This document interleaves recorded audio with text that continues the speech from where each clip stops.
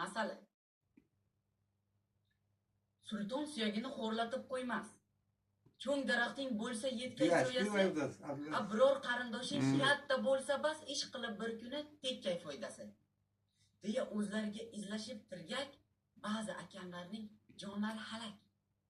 Bir kuni qo'rada jonivorlar aro ana shu mavzuda gap yurib qoldi. Xo'sh, kimda nomdorroq? Qish aqrabo.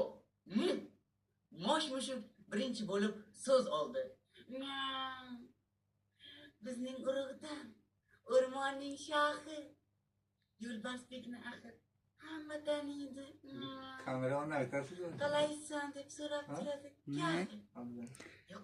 Video megram va unchalik.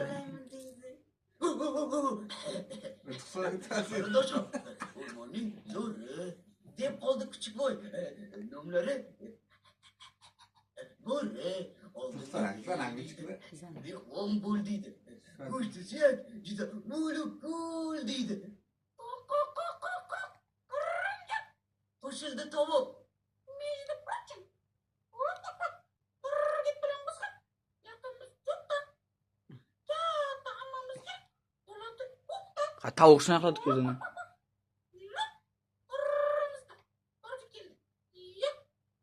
Shunda uchib o'tib qoldi-ku pashsha. So'zga aralashdi u shosha-pisha. Beni qarindosh, hammadan zo'roq. Xo'sh, nega? Qani aytib boq. Kim bo'lardi? Kim? O'la yomonchak. Sen andisha qil. Senga qarindosh. Qanaqasiga? Pashsha der kerilib. Bunaqasiga. Qarindosh bo'lgan uchun o'xshamiz shuncha. Unda xatim bor-ku. Menda tatimcha.